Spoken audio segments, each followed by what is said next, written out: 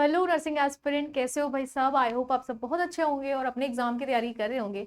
भाई आरआरबी बहुत पास आ चुका है और बहुत सारे बच्चे कमेंट सेक्शन में हमेशा बोलते हैं कि मैम सब कुछ जितना भी पढ़ा हुआ था सब कुछ बहुत डर सा लग रहा है, बहुत ऐसी फीलिंग आ रही है जैसे कुछ भी ना पढ़ रखा हो, या फिर जितने भी एमसीक्यू प्रैक्टिस कर रहे हैं उनके बहुत सारे क्वेश्चंस गलत होते हैं, बहुत सही भी हो रहे हैं।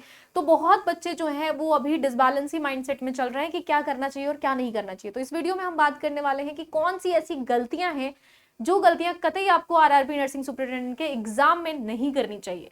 तो बात कर लेते हैं, क्योंकि बहुत सारे बच्चे घबराए भी होते हैं, बहुत सारे बच्चे बहुत कॉन्फिडेंस में होते हैं और बहुत सारे बच्चे ओवर कॉन्फिडेंस में गलतियां करके आ जाते हैं। तो ये कुछ ऐसी गलतियां मैं आपको बताने वाली हूं जो आपको कभी भी एग्जाम में, एग्जामिनेशन हॉल में बैठ के तो कभी भी नहीं करना है। उसके लिए आपको अभी से ही अपने माइंडसेट को उस तरीके से क्या करना पड़ेगा, प्रिपेयर करना पड़ेगा, ताकि आप आने वाले एग्जाम में बहुत अच्छा कर पाए और 100% स्कोर कर पाए। तो चलिए बात करते हैं आपके पहले इस वीडियो में बात करते हैं कि अगर ये आरआरबी नर्सिंग सुपरिटेंडेंट जो यहाँ पे लिखा हुआ इतना सुंदर दिख रहा है, तो आपको भी ये बनने में और ये सोच के भी कितना अच्छा लगता होगा कि अगर आरआरबी नर्सिंग सुपरिटेंडेंट आप बन गए, ठीक है, तो आपको डायरेक्ट नर्सिंग ऑफिसर के बजाय सुपरिटेंडेंट की पोस्ट मिलेगी। और वो पोस्ट अर्ज करने के लिए, ग्रैब करने के लिए, पाने के लिए जितनी मेहनत आप तादाद लगा के डेली डेली हमारी क्लासेस में दिख रहा है हमें कि आप कर रहे हो, वो कोई और नहीं करता। वो बहुत कमेंडेबल है और इसका परिणाम आपको जरूर मिलेगा अगर आप आज से लेके मेहनत कर लेते हैं आगे आने वाले 20-25 दिनों तक। तो भाई आरआरबी नर्सिंग सुपरिटेंडेंट की अगर हम बात करें तो कुछ ऐसी चीजें होती हैं जो बच्चे पहले से ही एग्जाम में सोच के जाते हैं, जैसे कि क्वेश्चन अटेम्प्ट, ठीक है, अटेम्प्ट नंबर ऑफ क्वेश्चन, ठीक है, अटेम्प्ट नंबर ऑफ क्वेश्चन। अब बच्चों आपको करना क्या है कि कभी भी आपको घर से सोच के नहीं जाना है कि आपको कितने क्वेश्चंस को अटेम्प्ट करना है, कितने क्वेश्चंस को दिमाग में लेके जाना है। बहुत सारे बच्चे पूछते हैं कि मैम एक स्टेज क्या होगी, एक top scorer amount of number of questions कितने होने चाहिए, हम कैलकुलेट कर लें कि इतना अच्छा करेंगे, इतना बुरा करेंगे। आपको नहीं पता कि एग्जामिनेशन हॉल में क्वेश्चन का पैटर्न आपके सामने किस तरीके का है। तो अगर आप घर से ये चीज सोच के जा रहे हैं कि आपका क्वेश्चन जो है वो आपको 70 करना है, 80 करना है, 100 में से आपको इतने करने हैं, तो वो आपका गलत तरीका है। वो कतई आपको कभी भी फॉलो नहीं करना चाहिए। अगर आप मान लेते हैं कि आप एक नॉर्मल नॉर्मल जो स्कोर यानी कि 70 क्वेश्चंस को अटेम्प्ट करने के दिमाग में थॉट लेके एग्जाम हॉल में जाते हो, मे भी हो सकता है कि 70 क्वेश्चन अटेम्प्ट करने के बाद आपका दिमाग जो है वो आगे वाले क्वेश्चंस पे जाए ही ना, क्योंकि हमें ऐसा लगने लग जाता है कि हमें वही क्वेश्चंस अटेम्प्ट करने जो हमें आते हैं, और जो हमें आते हैं वो सिर्फ 70 या 65 या 68 क्वेश्चन बन रहे हैं। तो आपका तो टारगेट कंप्लीट हो गया, क्योंकि आप सोच के आए थे कि आपके 70 क्वेश्चन बन रहे हैं। बट बेटा ये गलत तरीका है, ये कभी भी नहीं करना चाहिए। आपको एक माइंड सेट में एक इनविजिबिलिटी के तरीके से क्वेश्चंस को दिमाग में रखना चाहिए कि आपका जो नॉर्मल स्कोरिंग हो सकता है वो इतने क्वेश्चंस का हो सकता है। बट कभी भी उस पे अपने आप को रिस्ट्रिक्ट नहीं करोगे, ठीक है। अगर आप रिस्ट्रिक्ट कर लेते हैं तो हम आगे चीजों को सोच ही नहीं पाते, समझ ही नहीं पाते। तो ये गलती आपको कतई नहीं करनी है। आपको नंबर ऑफ क्वेश्चंस जो आपको लगते हैं कि आपको आ रहे हैं, जो भी क्वेश्चंस आपको एग्जाम में आते हैं, जितने भी आ रहे हैं आपको उतने अटेम्प्ट करने हैं, ठीक है जी। और बहुत ज्यादा आपको क्या करना है, बिल्कुल भी ऐसा माइंडसेट लेके नहीं जाना है कि कौन से क्वेश्चंस आपको बिल्कुल ही क्या करना है, अवॉइड कर देना है। समझ में आई बात। तो जो भी क्वेश्चंस आ रहे हो एग्जाम में आपको वो क्या करना है, सारे ही एक नजर दौड़ाकर सबसे पहले देख लेने हैं, उसके बाद आपको क्वेश्चंस को अटेम्प्ट करना है। दूसरी चीज ये होती है कि आप जो है नर्सिंग और नॉन नर्सिंग में बहुत ज्यादा कंफ्यूज होते हैं। नर्सिंग एंड नॉन नर्सिंग का जो फिनोमिना होता है बेटा, इसमें आप बहुत ज्यादा कंफ्यूज होते हो कि भाई नर्सिंग के हमें इतने पोर्शन या पूरे ही कर लेने हैं और नॉन नर्सिंग के हमें कुछ कुछ कुछ कुछ करने हैं, कुछ छोड़ देने हैं। बट अगर आप इसमें भी क्या कर रहे हैं, एक एक प्रिविलेज माइंडसेट लेके जा रहे हैं, तो वो भी आपकी गलतियां करवाने के लिए बहुत ज्यादा क्या हो जाएगा, रिस्पॉन्सिबल हो जाएगा बच्चों, ठीक है। तो आपको पहले क्वेश्चन पैटर्न को देख लेना है, समझ लेना है कि क्वेश्चन आपके कौन से लेवल के आए हैं, मॉडरेट आए हैं, हार्ड आए हैं, माइल्ड आए हैं, किस टाइप के आए हैं। सिंपली आप सारे ही क्वेश्चंस को दोनों को ही बैलेंस करके चल सकते हो, या फिर नॉन नर्सिंग पोर्शन का वेटेज जो है वो आपका कठिन देखने को मिल रहा है, या नर्सिंग आपके थोड़े टफ आए हुए हैं, उस हिसाब से आपको क्वेश्चंस को एनालाइज करते हुए ही आपको क्वेश्चंस को अटेम्प्ट करना है। तीसरी जो गलती हम करते हैं वो करते हैं बच्चों नेगेटिव मार्किंग की, ठीक है। नेगेटिव मार्किंग सबसे ज्यादा जो तकलीफ वाली बात होती है वो होती है आपकी नेगेटिव मार्किंग। और वो होती कैसे है, ठीक है, वो होती है आपकी हड़बड़ाहट में क्वेश्चंस को अटेम्प्ट करने से। नेगेटिव मार्किंग आपकी जो है बच्चे, वो आपको आता हुआ क्वेश्चंस भी गलत करा सकती है और गलत होता हुआ क्वेश्चंस भी सही करा सकती है। तो कहने का मतलब है जो आपका सेल्फ एनालाइजेशन होना चाहिए, यानी कि जो एनालिसिस टेक्निक होनी चाहिए वो आपको वहां पे यूज करनी है, और उसको ध्यान में रखते हुए आपको क्या करना है, नेगेटिव मार्किंग से अपने आप को प्रिवेंट करना है, बचाना है। अब ये एनालिसिस होगा कैसे?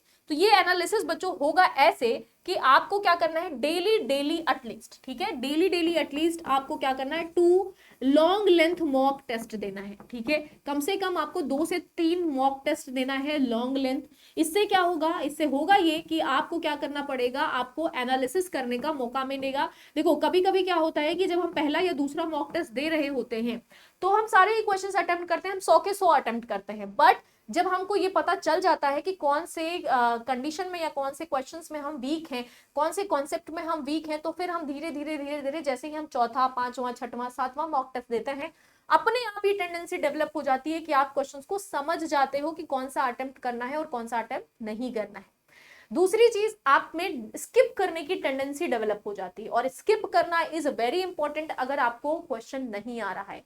आप 50-50 अगर मान लेते हैं कि अगर आपने 70 माइंडसेट रखा है और आपको क्वेश्चन वहां सिर्फ 50 आ रहे हैं, ठीक है, सिर्फ 50-50 का बैलेंस देख के चल रहे हो, तो 50-50 में आप 10 क्वेश्चन के लिए चांस ले सकते हो, ठीक है, 10 क्वेश्चंस का चांस ले सकते हो। मतलब आपको लग रहा है कि 10-15 ऐसे क्वेश्चंस हैं जिसमें आपको लग रहा है कि 2 क्वेश्चन तो, 2 ऑप्शन तो नहीं होगा, 2 में से कोई एक हो सकता है, उसमें 10 क्वेश्चन पे आप चांस ले सकते हैं। इनमें से 4-5 क्वेश्चंस आपके सही जा सकते हैं, नो डाउट। हो सकता है मे बी कि आपसे 4 से 5 क्वेश्चन जो है वो सही बन पड़े और 4 से 5 गलत हो जाए। अब ये जो 4 से 5 गलत हो रहे हैं उसके लिए बिल्कुल भी टेंशन लेने की जरूरत नहीं है। बहुत सारे जो भी कैंडिडेट होते हैं वो चांस लेते ही लेते हैं क्वेश्चंस पे, चाहे वो 4 ले, चाहे वो 2 ले, चाहे वो 5 ले। हमेशा ऐसा पॉसिबल नहीं हो सकता है कि आप 70 क्वेश्चन करके आए हो और 70 के 70 सही हो, ऐसा नहीं होता है, ठीक है। आपके क्वेश्चन 2-4 गलत होंगे, 2-4 आप चांस लेते हैं और बाकी के आपको आ रहे होते हैं, तो आपको सही तरीके से, सही स्ट्रैटेजी से उन चीजों को क्या करना है बच्चे, डील करना है और एनालिसिस जरूर करना है। और एनालिसिस के लिए आपको डेली प्रैक्टिस करना है एमसीक्यू, ठीक है, घरों पे, और उसके बाद आपको नेगेटिव मार्किंग पे कमांड करनी है, जिससे ऑटोमेटिकली आपका क्या होगा, टाइम मैनेज होगा। Time management is also very important. इसको भी आपको ध्यान में रखना पड़ेगा कि भाई आपके नॉन नर्सिंग पोर्शन पे आपको क्वेश्चन सॉल्व करने के लिए कितना वक्त चाहिए और आपको नर्सिंग को समझ के और उसका आंसर करने के लिए कितना वक्त चाहिए। उसके लिए अगर आप डेली क्या कर रहे हैं, डीपीपी सॉल्व कर रहे हैं, डेली प्रैक्टिस पेपर सॉल्व कर रहे हैं, पीवाईक्यू सॉल्व कर रहे हैं, एमसीक्यू सॉल्व कर रहे हैं, तो ये आपके लिए बहुत ज्यादा अच्छा हो जाएगा जब आप एग्जामिनेशन हॉल में बैठोगे और आप ये बात याद कर रहे होगे कि अच्छा ये चीज हमने पढ़ रखी थी तो इसको इस तरीके से हमें एनालाइज करना है।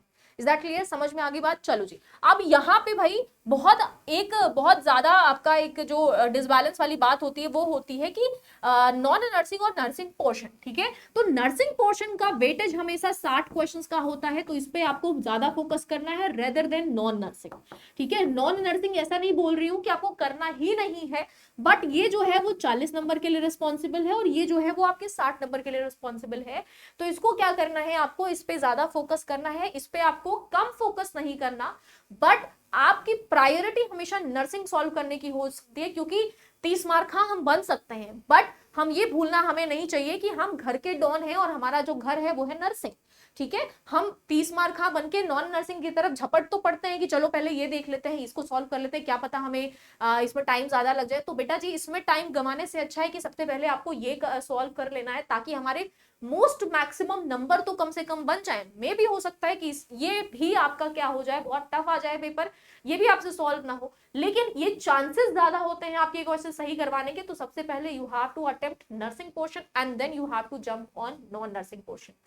Is that clear? तो यहाँ पे भाई ये सारी चीजें जो आपको मैंने ये कुछ 4-5 पॉइंट बताए, इसको आपको क्या करना है, बिल्कुल ही स्किप नहीं करना है। और इन चीजों को करके, इन चीजों को स्किप करके, इन चीजों को दिमाग में रख के आप जो ये नर्सिंग आरआरबी नर्सिंग सुपरिटेंडेंट बनना का जो सपना है, इसको बहुत अच्छे से फुलफिल कर सकते हो।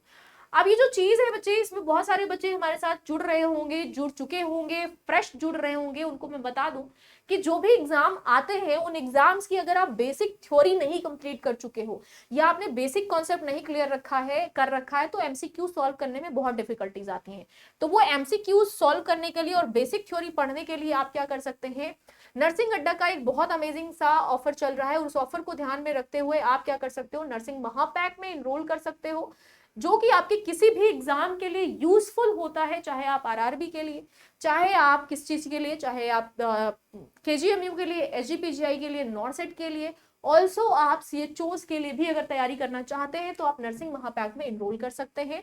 ये महापैक का जो बैच है बेटा, ये आपको 2519 रुपए में मिल रहा है, बट अगर आप यहाँ पे बाय नाउ पे क्लिक करके YT54 कूपन कोड ऐड करते हुए अगर अप्लाई करते हैं तो ये सिर्फ आपको 2399 रुपए में मिल जाएगा, ठीक है। और क्योंकि अभी मैक्सिमम डिस्काउंट भी चल रहा है, ऑफर भी चल रहा है, तो इसमें आपको 80% फ्लैट ऑफ, और अगर अभी आप एनरोल करते हैं तो 4x वैलिडिटी भी मिल रही है, तो उसके लिए आप यहाँ पे एनरोल कर सकते हैं। साथ साथ जो बच्चे क्या कर रहे हैं, बच्चे यहाँ पे आरआरबी नर्सिंग सुपरिटेंडेंट के लिए क्या कर रहे हो, प्रैक्टिस कर रहे हो, तो उन बच्चों के लिए, सभी के लिए यहाँ पे जो है वो आपका अंत्योदय बैच बनाया गया है, जो आपका फ्रेश 2026 की जो वैकेंसी आने वाली है उसके लिए है, ठीक है। उसके लिए आपके लिए फ्रेश बैच बनाया गया है, तो यहाँ पे आप ये कर सकते हैं। साथ साथ Vande Bharat RRB nursing superintendent crash course, क्योंकि बच्चे एग्जाम में सिर्फ 20 दिन बचे हुए हैं और आप चाहते हैं कि आपको बहुत सारे क्वेश्चंस की प्रैक्टिस की जाए विथ ई बुक आपको दी जाए, तो आप सिर्फ 587 रुपए में क्या कर सकते हो, ये क्रैश कोर्स का बैच अप्लाई एनरोल कर सकते हो। और इसको अगर बाय नाउ पे क्लिक करते हैं और इंटर कूपन कोड आप लगाते हैं YT54 और अप्लाई करके, तो ये सिर्फ आपको 550 रुपए का मिल जाएगा, जो कि आपके लिए बहुत ज्यादा यूजफुल होने वाला है। तो फटाफट से जो भी बच्चे आरआरबी के लिए अभी 20 दिन बाद एग्जाम में बैठने वाले हैं, उनके लिए ये क्रैश कोर्स का बैच बहुत इंपॉर्टेंट रहने वाला है। दूसरा, आपके लिए नर्सिंग महापैक का बैच बहुत इंपॉर्टेंट रहने वाला है। अगेन आपकी 2026 की जितनी भी अपकमिंग वैकेंसीज हैं उनके लिए मैं सजेस्ट करूंगी कि आपको नर्सिंग महापैक को एनरोल कर लेना चाहिए, क्योंकि आपको अभी भारी डिस्काउंट मिल रहा है। ऑल द बेस्ट, मिलते हैं इसी से रिलेटेड नेक्स्ट वीडियो में। तब तक के लिए अपना ध्यान रखिएगा, पढ़ाई करते रहिएगा और कमेंट सेक्शन में अपने क्वेश्चंस को पूछना बिल्कुल मत भूलिएगा। All the best.